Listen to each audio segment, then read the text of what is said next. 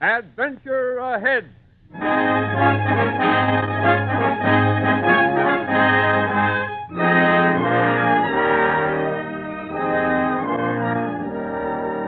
Adventure Ahead presents Toby Tyler, or 10 Weeks with a Circus. The Circus classic by James Otis. A yarn which will bring nostalgia to most of us older folks, and we hope pleasure to those younger friends who are meeting Toby for the first time.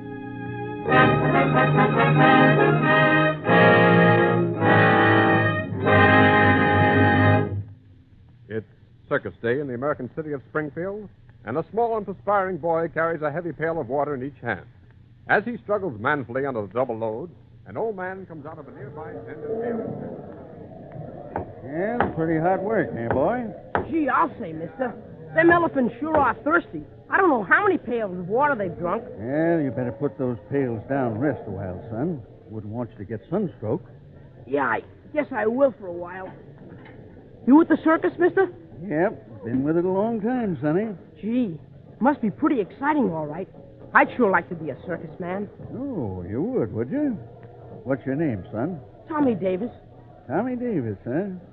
Well, you know, Tommy, you remind me of a boy I used to be acquainted with once. He had red hair just like yours, and his face was speckled with freckles just like yours, too. You know what he did? No, what? Yeah, he kind of felt the way you did, so he ran away with the circus. Gee, he did? Yeah, name was Toby Tyler. Oh, it's quite a story.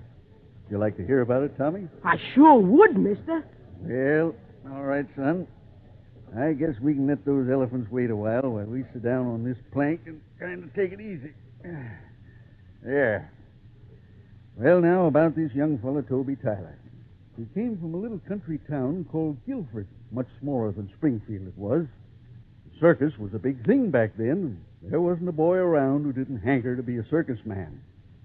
Anyway, the circus came to Toby Tyler's town of Guilford. And sure enough, down went Toby to the circus grounds. And the first place he headed for was a refreshment stand where one of the circus men was selling peanuts, candy, and lemonade. Get peanuts, candy, lemonade, right here. Get 'em while they last. Ice cold lemonade, fresh roasted peanuts, right here. What'll it be, young fella? How much are your peanuts, mister? A nickel a bag. Well, I ain't got a nickel, only a cent. How many peanuts in a cent's worth? I sell 'em 6 for a cent. Oh, couldn't you give me more than that? Nope, 6 for a cent it was, and 6 it is. Well, all right then. What's your name, boy? Toby Tyler. Well, you're quite a little shaver to be here all alone. Where's your father and mother? I don't know. Uncle Daniel says I'm an orphan. Uncle Daniel? Yep. He ain't my real uncle, though. I just live with him. Oh, so you're an orphan, huh? Yep. Say, mister, here's a bad peanut. Gonna give me another? Well, yeah, I guess I'd better. Say, the way you're eating those peanuts seems to me you haven't had any victuals for a week. Oh, yes, sir. I just had dinner. But I am an awful eater. I just can't seem to help it. Somehow I'm hungry all the time. Say, mister, I don't suppose you'd like to sell me some candy and lemonade and let me pay you when I get older, would you? No, I don't do business that way. Well, I didn't suppose you would. Say, young fella, about your Uncle Daniel. Do you work for him? Yep, and I work hard, too. But Uncle Daniel says I eat 4 times as much as I earn. Well, then maybe you'd like to work somewhere else, huh? Well, I might. I see. Would you like to work for Job Lord, boy? Who's Job Lord? Why, that's me. You mean travel with the circus? Yeah, that's the idea. This is your chance to be a circus man, young fella. You can help me sell peanuts and candy and lemonade. Gosh, me, a circus man. Well, boy, how about it? Is it a bargain? Oh, you bet, Mr. Lord. I should say so. All right, then. You'll be here at 10 o'clock tonight. And mind you, not a word to your Uncle Daniel. You see, he might not understand and stop you from coming.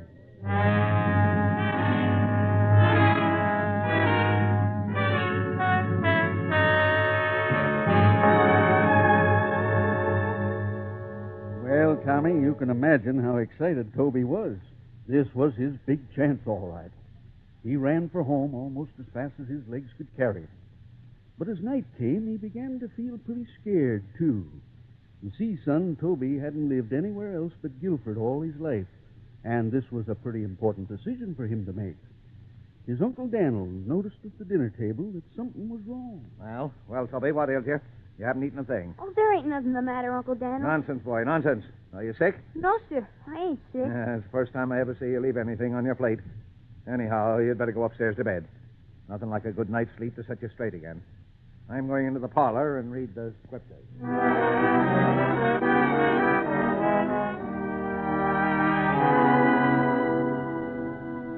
Well, son, it got pretty close to 10 o'clock, and over at the circus grounds, Joe Blord waited and wondered if Toby had managed to get away from his Uncle Daniel's farm or whether the boy's nerve had failed him at the last moment.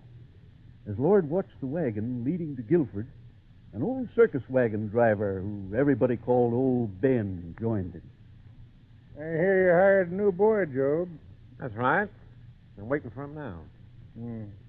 You don't seem to have much luck with the boys you hire, do you, Job? What do you mean? Well, you don't seem to keep them very long. They all run away sooner or later. And good riddance. They were spoiled brats, every danged one of them. Well, maybe they run away because you don't treat them right, Job. Maybe you'd try minding your own business, Ben. Well, it seems to me if you ease up on this new boy, why, you might be able to keep him a while. Now, look, Ben, I don't need any advice from an old broken-down teamster like you. I'll handle this boy the way I see fit. Well, in that case, I hope the boy don't show up. Well, go ahead and hope, Ben. Won't do you much good, because here he comes now.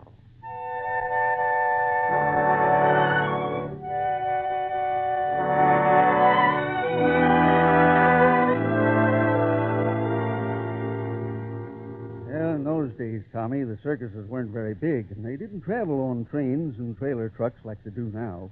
Everything was loaded on big high wagons. And in this way, the circus moved from town to town.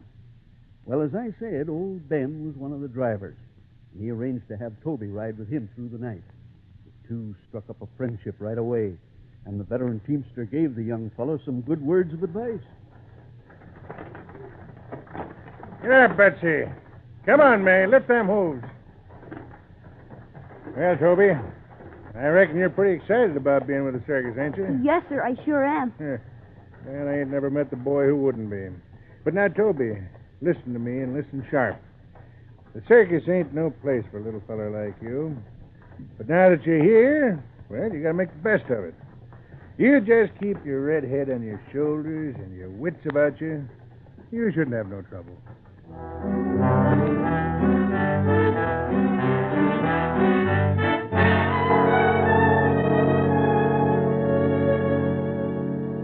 It was a pretty long ride before they reached the next town, and Toby managed to fall asleep in spite of the rough motion of the wagon.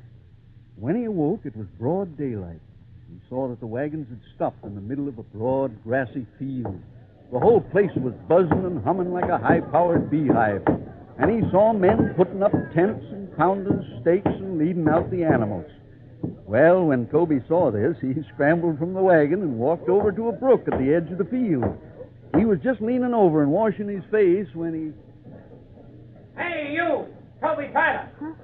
Oh, good morning, Mr. Lord. Good morning, you little brat. Where you been all this time? Well, sir, I just woke up and walked over here. Huh? I thought I'd wash and tidy up before breakfast. Wash up? I'll soon break you of that, you little scamp. Do you think I hired you to take up my time washing? But, Mr. Lord, it ain't right to eat breakfast without washing. It ain't proper. Oh, so I picked up a preacher, have I? Now listen to me, my bantam. I do all the preaching around here as well as the practicing. And I've got a nice, quick way of making you understand. Come here, boy. Mr. Lord, what are you going to do? Well, nothing, Toby, nothing at all. I just lost my temper for a minute. You're my little friend, boy. I wouldn't hurt you. Come closer. That's it. This'll learn your respect. I want it. Ow! Oh, please, Mr. Lord, don't hit me with that cane again. I'll Please. lambaste some manners into you. My back. Oh, my Hey, back. Joe Lord. What's that? What's going on here? Huh? Here, give me that cane. Why, you... Give me that cane, I say. Why? So you up to your old tricks of whipping your boys, are you, Job? I'll bust up this cane of yours so you'll never use it again. Now, look here, Ben. I told you to keep your nose out of my business. This boy works for me, and I'll do as I please. If I ever hear you flogging this lad again, you'll get a thrashing from me you'll never forget. You understand? Toby, boy. I'll see you later. We've got some human folks around here I'd like to have you meet.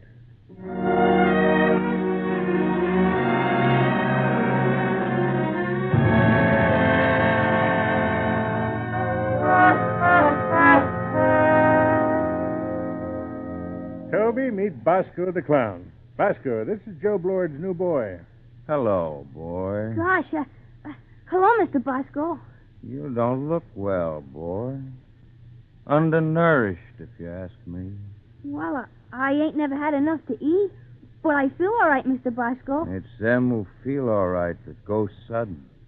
Here today and gone tomorrow. Take care of yourself, boy. You never complain. Gosh, Ben, is Bosco really a clown? Yeah, one of the best in the big show. But why is he so sad? Oh, he's repressed, Bosco is. You see, Toby, he always wanted to be an undertaker. Oh. Oh, and Toby, meet Sam Treat, the living skeleton. Hello, son. Gosh, Mr. Treat, you sure are skinny. I'm the skinniest man in the world. Yes, sir, I'm the skinniest bag of bones there is. Say, you're Joe Blord's boy, aren't you? Yes, sir. I heard about what the old tyrant tried to do to you this morning. Lucky you happened along, Ben. Yeah, like I told the boy, if Job tries it again, he'll answer to me. Samuel! Samuel! I guess Lily's looking for you, Sam. Here I am, my dove. Is all that your wife, Mr. Treat? She sure is. She weighs over 400 pounds and still gaining. Yeah. She's what they call the fat woman, Toby. Yep. With me as the living skeleton and her as the fat woman, we make a pretty good thing of it with the big show. Samuel Treat, where's your head? You'll catch your death of pneumonia standing out in the cold like this. Oh, hello, little boy. I didn't see you. Lily, darling, this is Toby Tyler, Joe Blord's new boy. Why, what a little chap you are. Isn't he small, Samuel? Yes. As small as he is, Joe Blord laid a cane across his back this morning. Oh, that Lord man's a precious one, he is. I'll give him a good shaking one of these days. Mark me.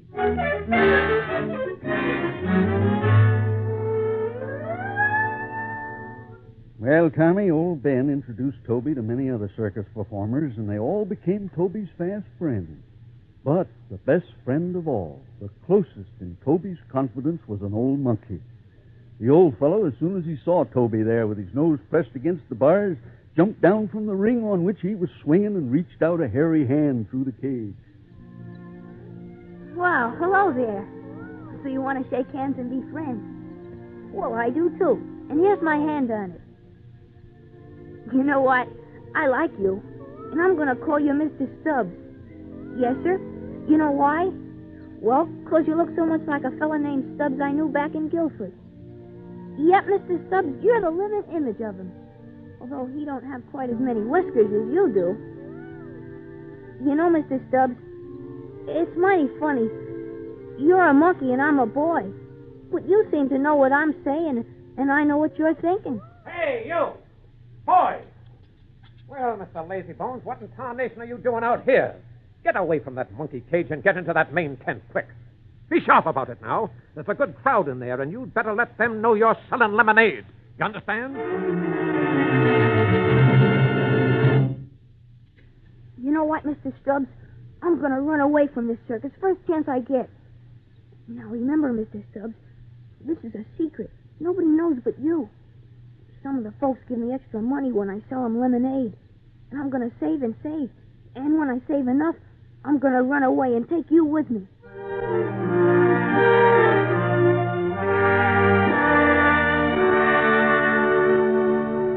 Well, Toby didn't know it, but at that very moment, other plans were being made for him.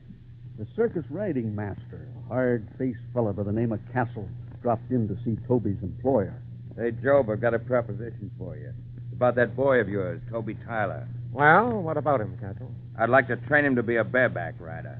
A boy as little as him riding on a big horse, that'd be a surefire crowd pleaser. Maybe, but he's doing pretty well where he is. He always looks hungry and sad, and the customers buy. Don't be a fool, Job. You'll make 10 times more out of him if he rides in the center ring. Huh? He'll draw a big salary as a performer. Well, that sounds fine, but what's in it for me? You own him, I'll train him. We can split his earnings 50-50. What do you say? All right, Castle, it's a deal. You can start to train him tomorrow.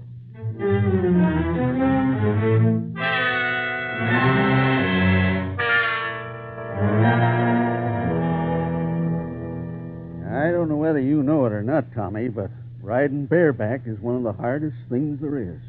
For days, Toby dangled in a leather belt trying to keep his balance and his courage as his feet slipped about on the horse's back. And Mr. Castle, by the way, was almost as hard a taskmaster as Joe Blord was an employer. Now, boys, stand up on the saddle pad and try to keep your balance. If you fall and the horse gets out from under you, the leather belt will hold you up. Yes, sir, Mr. Castle. I'll try. Keep your wits about you now. Stand up on the horse. Yes, sir. All right. Now, here we go. Stand up, boys. Stand up. Betcha, don't look at the ground. Look ahead. Faster, Sultan. Faster. Stay on your feet, boy. No, that's not it. Whoa, Sultan, whoa. You clumsy little fool. Can't you learn to stand on that horse? It's no use. You'll never learn. Get to bed now. But Mr. Castle, I ain't had any supper. Oh, you ain't had any supper? Well, my bantam, you won't get any either. Maybe you'll learn how to ride tomorrow on an empty stomach.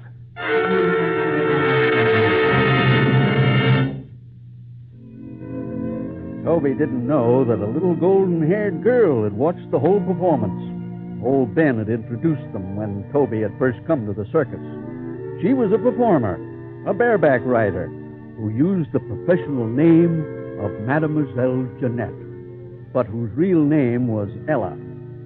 When Toby left the riding circle after Mr. Castle had dressed him down, she followed him. Don't cry, Toby. I saw you ride just now, and I think you'll be a fine performer someday. No, I won't. I'm scared to ride. Well, you're not scared of the horse. You're scared of Mr. Castle. Tell you what, Toby. What? I'm going to ask Mr. Castle if he'll let us ride together. I can help you a lot. And it won't be very long before we can do an act all by ourselves. And then won't the people clap their hands when we come in? Well, gosh. Do you really think we can ride together, Ella? Why, of course I do, Toby.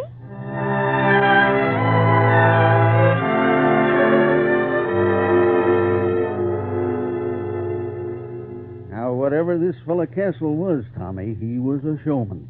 And he was quick to see the money-making possibilities of this new team. He put Toby and Ella through their paces, hour after hour, day after day. Stay close, you two. Eyes straight ahead. Feet flat on the saddle pad. Faster, Sultan. Faster. Arms up in the air. Now out to the side.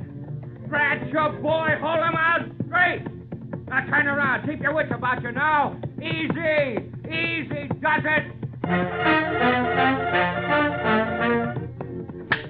Remember now, there isn't any saddle under you anymore. You gotta stand on the horse now. You'll break your bones. Careful, boy, careful. Bend a little at the knees, you fool. Faster, Sultan, faster.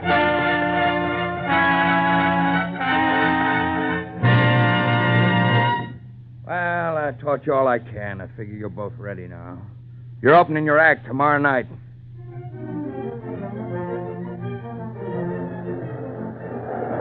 Gosh, Ella, I'm scared. You needn't be, Toby. I'll be with you every minute. Now, you just hold my hand tight. Hold, till we ride out to the ring. All right, Ella. I guess I ain't scared anymore. Ladies and gentlemen, your attention, please. Presenting, for the first time in America, a new, superb, and sensational pair of big-shot performers. Fresh from a triumphant tour abroad, where they played before and held spellbound all the crowned heads of Europe. Introducing to you now two of the youngest equestrians in the world in a graceful, dashing, daring, and dangerous riding act, Mademoiselle Jeanette and Monsieur Ajax.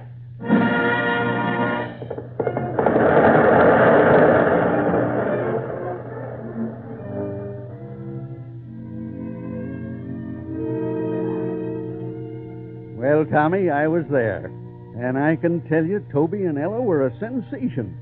In fact, the owner of the circus was so pleased that he gave Toby Mr. Stubbs the monkey as a reward. But in spite of the fact that Toby was now a successful performer, it never for 1 minute kept him from planning to run away and take Mr. Stubbs with him. Finally, he told his secret, the secret that only Mr. Stubbs and he knew, to Ella. I'm going to run away from the circus and Mr. Lord and Mr. Castle, Ella. Run away? Yep.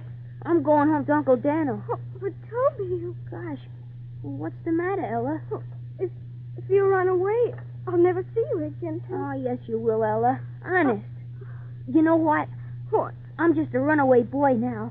But someday I'll be grown up into a man. And then I'll come back with my pockets full of gold dollars and buy a whole circus just for you and me. Will you, Toby? Honest? Honest. Cross your heart and hope to die? Cross my heart and hope to die. Oh, Toby. Toby, I'll miss you. I'll miss you just awful.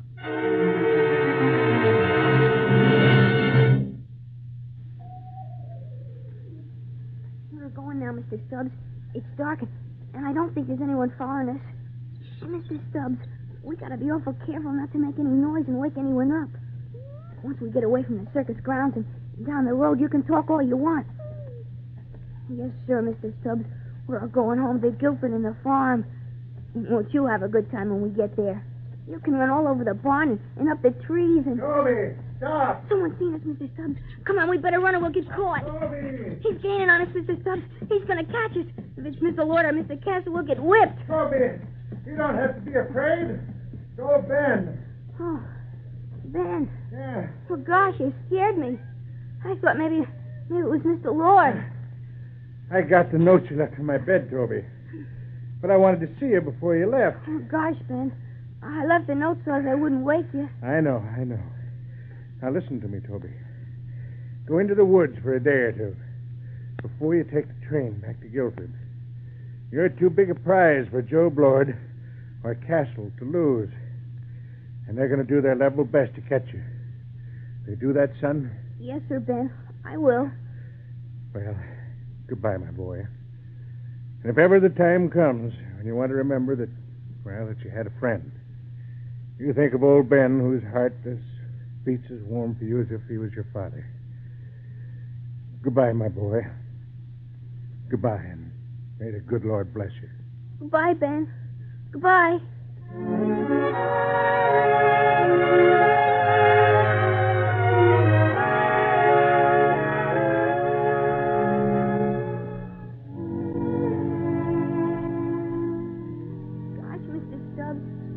Dark as Cain in these woods. We've only come a little ways, but these here trees are so thick, and there's no moon.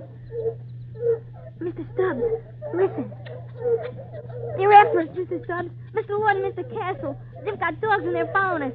Come on, Mr. Stubbs. We better run deeper in these woods. We've got to get away.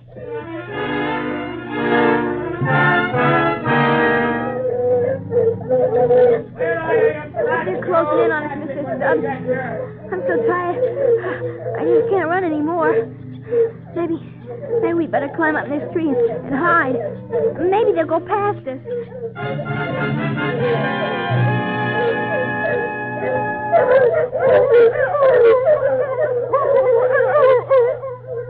Well, Castle, looks like we finally treed the little varmint. Yep, there he is, Lord, up there, holding a mug. Come down out of that tree, boy. Come down and be quick about it. Yes, sir. Yes, sir, Mr. Lord. Mr. Stubbs, stay here. Wait, don't run away. There goes the monk. Mr. Stubbs, the guy's got a gun. Good shot, Job. You got him proper. You killed him. You killed Mr. Stubbs. Now then, my cock of the walk, we'll deal with you. Come down out of that tree. That's it, my boy. Come on down. You led us a pretty chase, but we're willing to forget, being you're so obedient. That's it. Now then, you freckle-faced little swine. What do you mean running out on us after all we've done for you? Seems to me the boy needs a little lesson, Job. Yes, Castle, that's just what I'm thinking. Yeah, I'll hold him. You let him have it with your cane. Go ahead and squirm, boy. It ain't going to do you no good. You need a thrashing, and you're going to get it. All right, Castle. Right on it. Run out on us, will you? Well, we'll teach you some manners. Castle, somebody's coming. Stop beating that boy, you Clarence. What do you think it is? I don't know. I'm going to give you both a thrashing. You'll never forget for whipping that boy. Oh, no, you don't. Job, don't lose your head, you fool. Look, it's old Ben. Job Lord, you crazy fool. You killed him. No. I didn't mean to do it, Castle. Honest. I didn't mean to do it. The gun went off. Shut up, you lunatic. We haven't got time for that now. We got to get out of here, quick. Yeah, come on. Ben! Ben!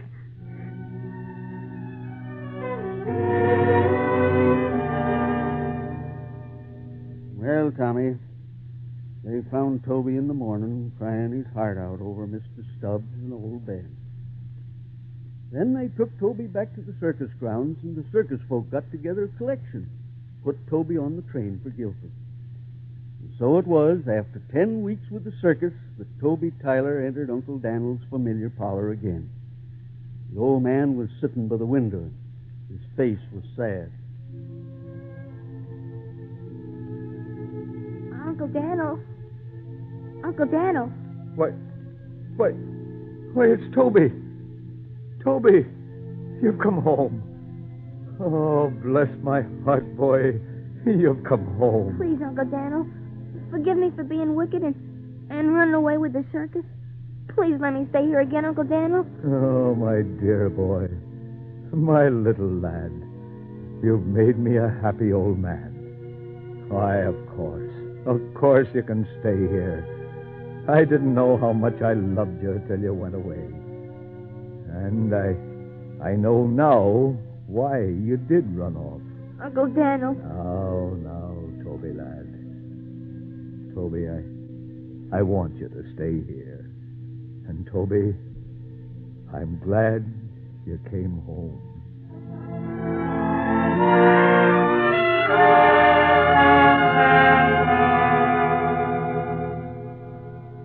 Well, Tommy, I guess that's about all. Except that they finally tracked down Job Lord and Castle. Those two gentlemen got what they deserved. Well, that's the story of Toby Tyler, just as it happened. As I said, you reminded me a lot of him. That's why I told you the story, I guess. Still feel like being a circus man? Well, gosh, I ain't so sure now. Maybe I better wait a little while. Yes, I guess maybe you had. Well, Tommy, we better get back to hauling water. Those elephants are beginning to look thirsty again. Oh, here's a couple of passes to the big tent for your trouble. Gee, 2 passes.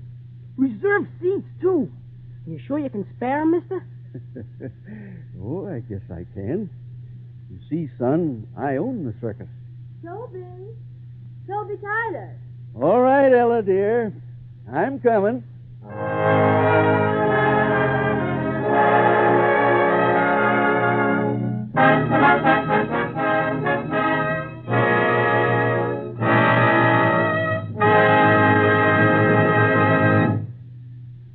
Toby Tyler, or 10 Weeks with a Circus, the children's classic by James Otis, was adapted for Adventure Ahead by Max Ehrlich. Special music was written and conducted by Henri Nosco, and the production was under the direction of Joseph Mansfield.